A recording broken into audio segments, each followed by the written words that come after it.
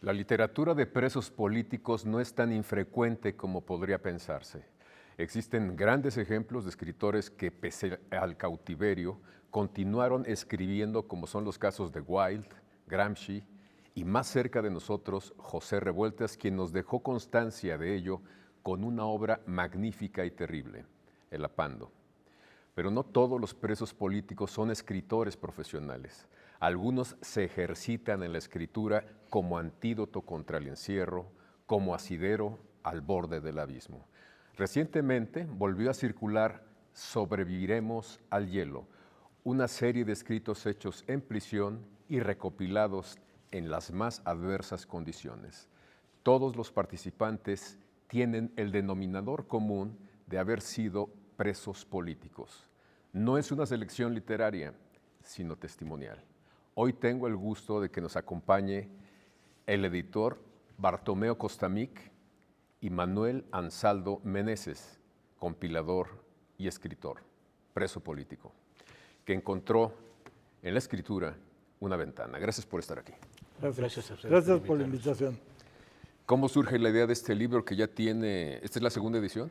Esta es la segunda edición. El libro nace dentro de la cárcel. Ahí se escribe. Ahí se escribe. Manuel, ¿no? Somos amigos, compañeros de muchas luchas de hace años.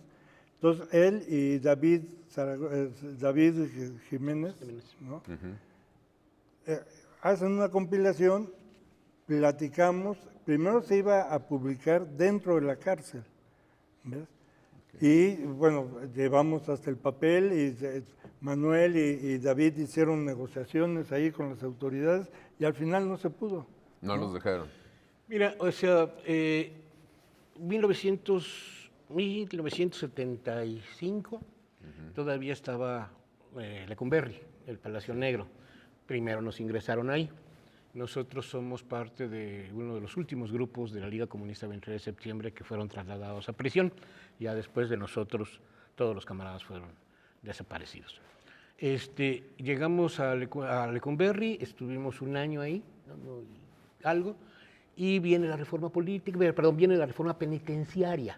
Y es cuando se desaparece Lecumberri y se hacen las nuevas, Reclusorio Norte, Reclusorio Oriente, y nos trasladan. Nosotros estábamos, yo estaba en el dormitorio de presos políticos en la M, David estaba en un dormitorio al interior, como le decíamos, con los comunes, y otros compañeros estaban en la O, que era el otro dormitorio de presos políticos en Lecumberri, y nos trasladan. A mí me toca que me trasladan a Norte junto con los del MAR, con varios compañeros del Movimiento Armado Revolucionario, David y otros cuantos de otras organizaciones más. Y pues lo primero que hacemos, ya ingresados como población, de repente podemos ir a los talleres. había talleres. Salimos ya del circulito de la celda y el dormitorio y ya pudimos ir a los talleres. Y en el caso de David y mío, pues habíamos estado muy cerca de todos los procesos de impresión de madera y de otras cosas. De hecho, Madera es el órgano oficial de la Liga Comunista 23 de septiembre, un periódico que costó muchos muertos, o sea, se pagó un precio altísimo, cada número eran muertos, caídos, y se hacían ediciones brutales, ¿no? ¿Sí? 50, 60 mil ejemplares, ¿eh? Wow, o sea, wow. no O tres. sea, no eran grupitos como No, era impresión de veras. 50,000 ejemplares. Y era un locura. esfuerzo. Y era bien riesgoso andar con uno de ellos en la calle, ¿verdad? La vida. Nada más llevaban. te mataban ahí. Ahí se Y te agarraban. inclusive hubo cosas terriblemente graves, ¿no? A la hora de repartir el rollo de que los obreros, hay que llegar a los obreros y células trabajando con obreros, llegaban las brigadas a repartir a una fábrica y de repente pues el delegado sindical de la CTM llamaba a la policía y junto con su asistente se dieron a la tarea de perseguir a los compañeros, con los jovencitos, pues los compañeros pues te paras enfrente del ferrocarril y te pasa encima. Pues se defendieron y ahí ejecutaron a 2 obreros. Fue uno de los graves pecados de haber ido a repartir propaganda y acabar ahí enfrentándote a balazos con los mismos obreros que no querían la propaganda revolucionaria. Entonces, en fin, el proceso de edición, de impresión era un proceso complejo y se requería oficio. En el caso, por ejemplo, de David, él manejaba el offset y la impresión. Nos ingresamos al taller de imprenta y nos acabamos convirtiendo pues, en los oficiales del taller, junto con otros prensistas que también estaban presos ahí, unos por secuestro, y echamos a andar la imprenta de la cárcel y era altamente eficiente. ¿Publicaban estos textos? No, era trabajo del departamento. O sea, nos llevaban y hacíamos Formatos de... credenciales del PRI. Hicimos 1 millón de credenciales del PRI. Y ahí aprendimos a hacer selección de color, separación de color, por ejemplo. O sea, fuimos aprendiendo, haciendo las cosas en la imprenta y evidentemente un salario de nada, ¿no? O sea, 1 peso, ¿no? Por decir algo, ¿no? Pero era el rollo de poder salir del Y dormitorio. empezaron a decidir que escribir, Por un lado. publicar. Y por otro lado, veníamos de que luego cuando caímos en la cárcel estábamos con la idea de la Universidad Roja. Nos vamos a ver con los camaradas, vamos a discutir las grandes sesiones. No, es cierto. O sea, a la hora de la hora pues era demasiado la friega. Las divisiones eran demasiado profundas y sin querer ofender a muchos de mis compañeros, el nivel teórico era bastante bajo. Entonces no había muchas posibilidades de establecer discusiones de fondo, sobre todo con los temas que siguen siendo vigentes. ¿Qué temas? La universidad fábrica, por ejemplo, ¿no? ¿Qué es la universidad? ¿Para qué sirve una universidad? ¿Cuál es la alternativa de una universidad? Una fábrica, lo ven como una fábrica, En esa- con obreros calificados. No, estás produciendo una mercancía. O sea, en función de cualquier universidad, cualquier educación, es producir una mercancía. Sí, y no, o sea, es independientemente de cómo te llames o quién seas o lo que sea, forman mercancías que son intercambiables y salen al mercado. Y ni siquiera te dan la herramienta para saberte vender. Simplemente es una mercancía en abstracto. Entonces, nosotros decíamos que queríamos por eso una revolución, no una reforma. Y perdimos. Ganó la reforma y por eso tenemos lo que tenemos. Una educación que no forma lo que necesita el país. ¿Sí? Porque lo que necesita el país es que se produzca maíz, que se produzca alimento, que se produzca motores, que se produzca esto. No somos capaces de producir un motor. ¿No? Pero la lógica que yo llegué a Y escuchar, tenemos por ejemplo, con politécnicos. Cedillo, fue decir a propósito de las vacunas que era más barato comprarlas afuera que para qué las hacemos aquí. Por eso decimos que es un gobierno que está al servicio de los capitalistas, pues. Pero bueno. No nos desviemos más. Está muy interesante, pero nuestro propósito es otro. ¿Cómo Entonces, empezaron a no se reunirse? podía ¿Por qué? discutir en términos políticos porque nos peleábamos muy fuerte. Que si foco, que si insurrección, que si esto, que si lo otro, que si los secuestros sí, las bombas sí o no, etcétera. Entonces, pues dijimos, miren, pues vamos haciendo literatura, vamos haciendo poesía, vamos escribiendo, donde no nos vamos a pelear, donde se trata de expresarnos y buscar cómo nos comunicamos con este lenguaje cifrado. Y sí de la hicieron poesía. caso. Hicimos varios talleres de escritura, inclusive se dio también por fortuna que había personalidades o compañeros que ya estaban destacando, caso de Salvador Castañeda, que ganó claro. un premio estando en la cárcel con una de sus novelas, porque no dijiste todo, y él fue uno de los primeros con los que hicimos un taller, y otros compañeros. Entonces ahí empezó primero, pues tallereamos y luego dijimos, pues vamos a recopilar, y empezamos a mandar cartitas a Reclusorio Oriente, pues estábamos en el norte, y a Santa Marta. Entonces ahí se construyó una red a través de los familiares y la visita conyugal, o sea, las compañeras que estaban presas, que iban a visitar a sus compañeros que estaban también en las otras cárceles, llevaban y traían la información, en general de todo, ¿no? Pero aquí fue llevar poesías, traer poesías, cuentos, dibujos. Entonces eso dio pues, posibilidades de construir. Pero no otra se opción. transitó, no los dejaron publicar ahí. Y llegamos, como decía Bartomeo, hasta las placas. Ya teníamos ¿sí? negativos, ya teníamos placas, ya teníamos papel, ya íbamos a imprimir y llega el cambio de prisión.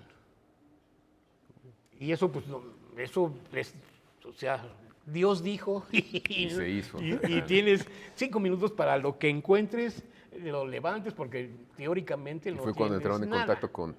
No, ya no, desde mucho antes. No, ya lo tenía. Con Bartomeo nos conocemos desde que teníamos 16 años, 15 años. Entonces fuimos jóvenes juntos. Su papá, de alguna manera, me hizo conocer muchísimas cosas sobre la historia y sobre los movimientos revolucionarios. Gran editor, caray. Uno y partícipe. Fue responsable de Relaciones Internacionales de la Generalitat de Cataluña. Entonces eso le dio, y estaba muy joven y era muy arrojado. Entonces de repente Era muy curioso porque el trato era así como, ay, chamaquitos, ay, chamaquitos. Y de repente cuando se dio cuenta en lo que estábamos, dijo, ay, creo que no estaban tan chamaquitos. No, claro. Y ya fue una relación muy interesante con él, ¿no? Porque de repente ya no fue el chamaquito, sino de, sí tienen, Vamos a hacer sí algo. tienen con qué. No, sí estuvo muy bien. Pero bueno, entonces se da eso, parece ser que más bien presionaron al director, porque evidentemente todo Claro. está vigilado. No, si yo estaba Entonces, todo, la federal, igual lo podían haber hecho en otro lado. la federal seguramente debe de haber Haber dicho. pensado que escribíamos los No. poemas al revés para con No, es cosas que cifradas, a no fin de sé. cuentas era permitir que se fortaleciera algo, ¿no? Y no podían ellos hacerlo, ¿no? Ya después a mí me trasladaron a Santa Marta y pues no, ahí ya no había ni taller, no había nada. Entonces ya no se pudo, sino hasta después de que salimos. Viene la amnistía en el 78 y hasta el 85, 86 pude rehacer el original, porque pues todo se quedó en la cárcel. O sea, yo no pude sacar nada en el traslado. O sea, fuiste recuperando otra vez todo. Con los compañeros, otra vez juntar los materiales, ya sabíamos quiénes, ya sabían cuáles eran los textos, eran tiempo, y además algunos de ellos ya libres. Tenemos que ir a un corte y regresamos con ustedes para que nos sigan contando esta historia de pues, cómo empezó a armarse este libro que realmente sorprende mucho. Está divertido. Estamos aquí, no le cambie.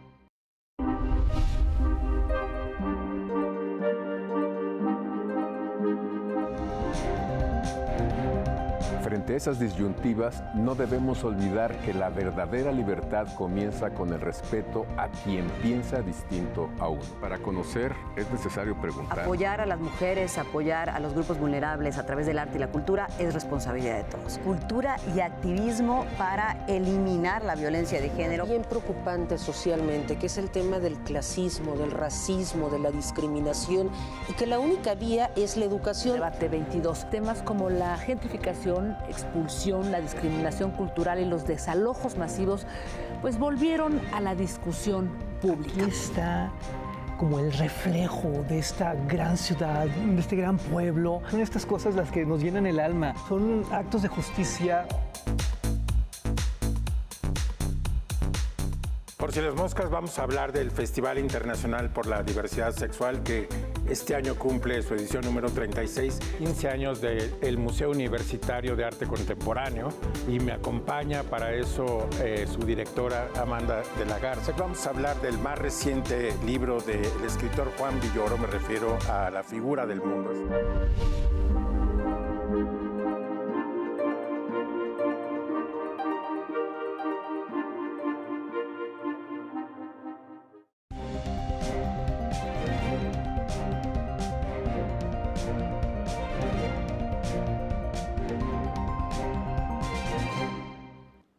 Estamos con Bartomeu Costamic, editor, y también con Manuel Ansaldo Meneses, preso político, y nos están platicando de cómo se formó este libro, que realmente es muy sorprendente por la historia en que se hizo, por las condiciones y porque finalmente lo tenemos aquí. Mira, y el significado que hoy reviste al libro, A ¿no? ver. Por ejemplo, con Manuel hemos hablado que para nosotros es un libro de amigos, ¿no? O sea, todos los que escriben, todos son amigos, ¿no?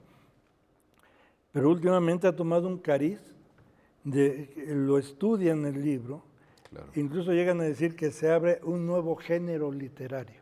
Este libro abre un nuevo género literario, que es la literatura carcelaria, ¿no? No sobre la cárcel, sino una literatura que está inmiscuida en la cárcel. No sé cómo lo explica esta Aurelia, Aurelia. pero hace un estudio de 50 cuartillas, ¿no? Tiene 2 estudios sobre el libro que te quedas y dices, oye, pues no sabía que los amigos eran tan buenos. Y la idea era la que tú dijiste al principio, no tiene ninguna selección literaria. Entonces resultó que la cárcel fue beneficiosa.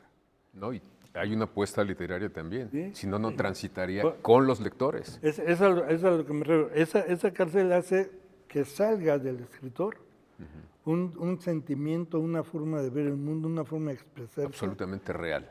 Exacto, ¿no? Y entonces vigoriza el libro.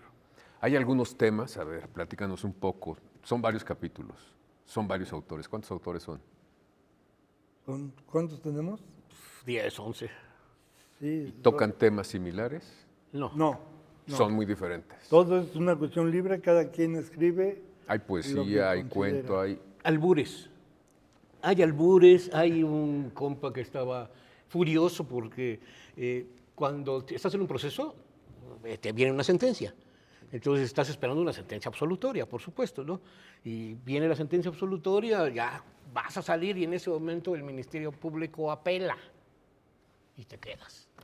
Entonces el compa escribe una sarta de cosas ahí que le salen de lo más profundo y al Claro, final, claro. y al final y apeló el Ministerio Público, pero se siente la furia de la desesperación, todo en el texto, ¿no? Hay otro que, bueno, ves, publicábamos en la diversión con los mismos compañeros, todos acusados de homicidio, multihomicidio y otras cosas de ese tipo, pues nos hacíamos canciones en nuestros cumpleaños. Y así, cosas sardónicas, sarcásticas, y también publicamos una de esas. Y otros son textos muy combativos, revolucionarios, y compañeros a la lucha, etcétera.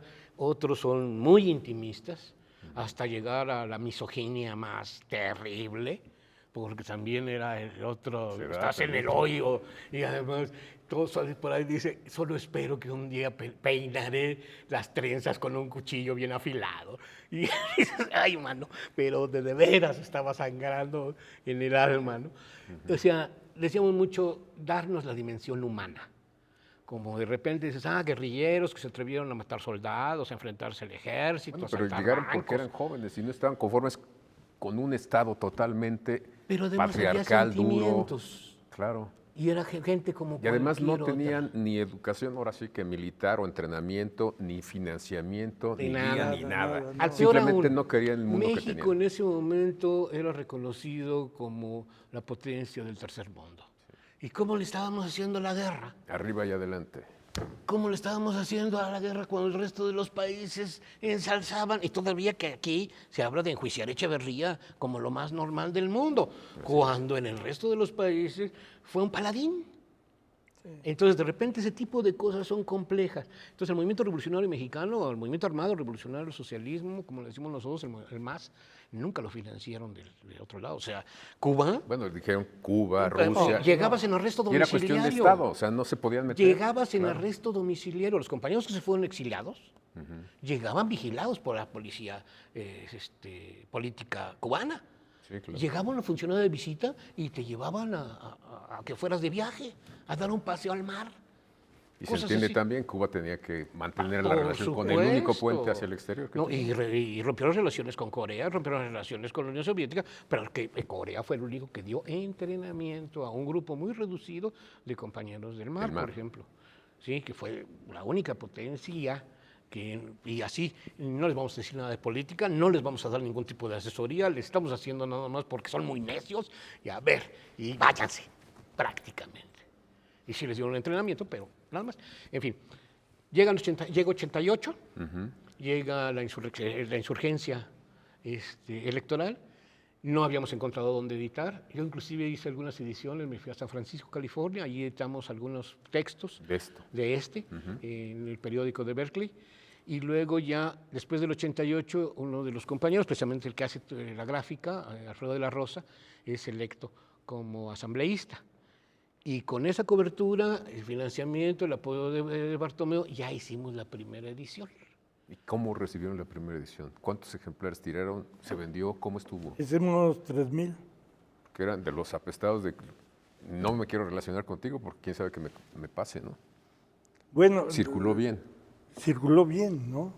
3,000 Y- para esos años. Pero es que, estaba o bastante sea, bien. digamos, era un tiraje normal, no es No, ningún, pero está bien. ninguna exageración, ¿no? Y pues nosotros ya habíamos publicado varios libros en la editorial, por la cuestión del fundador, que es mi padre, y haber sido miembro de movimientos políticos, ¿no? Pues publicábamos, no teníamos el menor resquemor de publicar un texto contra el Estado, sobre, digamos, sobre guerrilleros. Mira, en el 70 se publicó uno que se llama Los Tupamaros, mandaron el original de Uruguay. En el 77 publicamos una novela que se llama Los guerrilleros de Iberna Codina, que habla sobre la situación en Argentina. Y así podemos hablar de otros países ahí. No tuvieron reparo en publicar, pero tú fuiste preso, ¿estuviste en la cárcel? Un ratito, ¿no? ¿Ves? Pero, digamos, Pero no por los libros. no por los libros, no. Por la actividad política. Claro. ¿Ves? O sea, pero entonces, bueno, mira, para Costamic la actividad editorial y la actividad político-libertaria es una cosa que está pegada con el nombre. O sea, del fundador y después por mi parte, ¿no? Y entonces, tener este libro y otros, para nosotros es muy importante, pero especialmente sobreviviremos al hielo.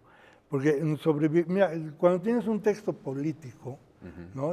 Podemos tener otros libros sobre guerrillas y lo que tú quieras. Estás hablando de una condición política, estás hablando de que si las condiciones supraestructurales o no supraestructurales, que si la organización en grupos o no grupos, estás hablando de una cuestión sociológica, pero aquí estás hablando del interior, del alma de estas personas que en un momento determinado de su vida encuentran como única posibilidad de mejorar la situación, no la situación propia, sino la situación de la nación, ofrecer su vida. Entonces estás hablando de una persona que tiene unas profundas raíces, ¿no? O sea, que le vibra el alma.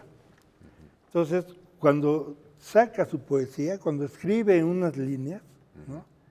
O sea, vierte toda esa potencialidad que además está encerrada.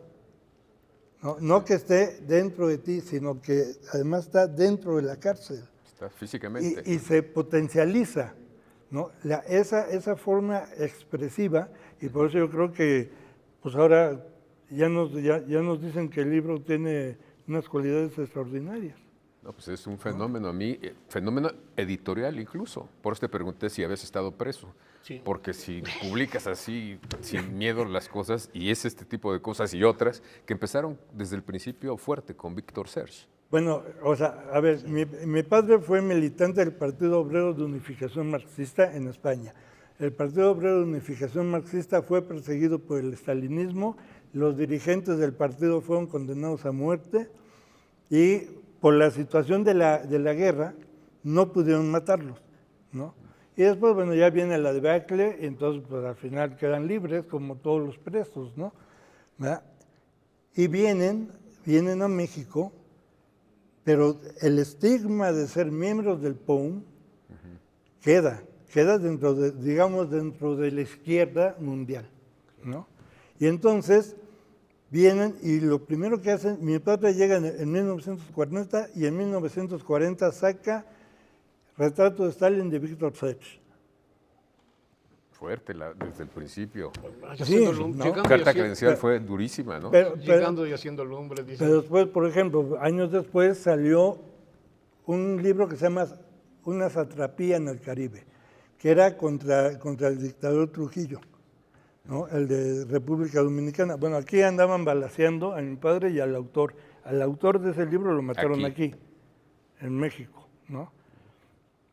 Entonces, por eso te digo, o sea, no ha sido una editorial eminentemente política, pero se ha publicado contra Batista, se ha publicado contra Trujillo, se ha publicado contra la invasión a Checoslovaquia, se ha publicado contra la invasión a Tíbet, se ha publicado contra cosas que hizo Díaz Ordaz, contra cosas que hizo Luis Echeverría, y así podemos poner más cosas, ¿no? Y seguirán, supongo que la misma línea. Pues ¿no? sí, esa es la línea, ¿no? ¿Ves? De estos textos reunidos en Sobreviviremos al hielo, ¿por qué no nos dicen cuál es el que más los atrapó y por qué? A ver. Porque nos regañan. Mira, uno, solamente hay una mujer. Solamente está Trinidad León Zempoaltécatl, cosa que lamentamos. En ese momento las compañeras quizá no tenían la decisión, aunque por ahí iban y venían los correos, como les platicaba al principio, solamente ella fue la única que quiso darnos textos para publicar. Ahorita ya han publicado varias de ellas. Alguna vez hablamos de hacer un segundo volumen, ya no se nos hizo la organización, ya estamos muy dispersos en todo el país. Entonces de repente eso ya es más complicado. Era más fácil cuando estábamos presos, ahora estamos todos juntos. Pero sí, esa es una de las debilidades, por eso valoro yo mucho la presencia del texto de la compañera, que además no la volvimos a ver nunca. Ni siquiera sabemos qué hizo de su vida, se separó llegó casada con 3, 4 hijos, fue una compañera guerrillera con mucho valor, con mucha entrega, pero eso también en algunos casos nos obligó a aislarnos, a seguir nuestro camino de manera independiente, ¿no? Porque después vinieron todas las que le llaman las rectificaciones y algunos de nosotros quedamos muy, muy asqueados de esta cuestión hasta el día de hoy. Inclusive ahorita con el rollo de la Comisión de la Verdad, varios de nosotros estaban muy en contra de la forma como lo han estado manejando. ¿Tú qué texto nos sugieres o que realmente te agarró fuerte? Mira, me parece muy importante el último texto que escribió Manuel. Él nunca supo que lo iba a meter al libro y no sé si ya lo viste. Sí, ya lo vi. Pero cuando se hizo una reunión por el 50 aniversario de la fundación de la Liga, en la reunión él leyó un texto que traía, o sea, no se lo escribió, se puso a declamar, digamos, un texto y lo mandó por el WhatsApp y yo lo copié y lo puse, ¿no? ¿Verdad? Y es un texto que habla sobre la necesidad, la insistencia en estar volviendo a estudiar. O sea, profundizar. O sea, y no es de que ponte a estudiar historia o geografía o marxismo, sino profundiza. Para mí ese texto habla de profundizar sobre la realidad y la realidad es calidoscópica, ¿sí? Claro, si tienes un planteamiento político, vas a insistir en el planteamiento político, pero el planteamiento político se refleja hacia todo lo social, ¿no? Entonces, cuando insiste, hay que estudiar y volver a estudiar, y dar 2 o 3 versos y volver a estudiar, para mí eso es muy importante. Ese texto. Bartomeu, muchísimas gracias. Manuel, gracias por compartirnos estas experiencias y darnos la posibilidad de encontrar algunas otras en este libro. Gracias. Sobreviviremos al hielo. Gracias. Los espero aquí la próxima semana.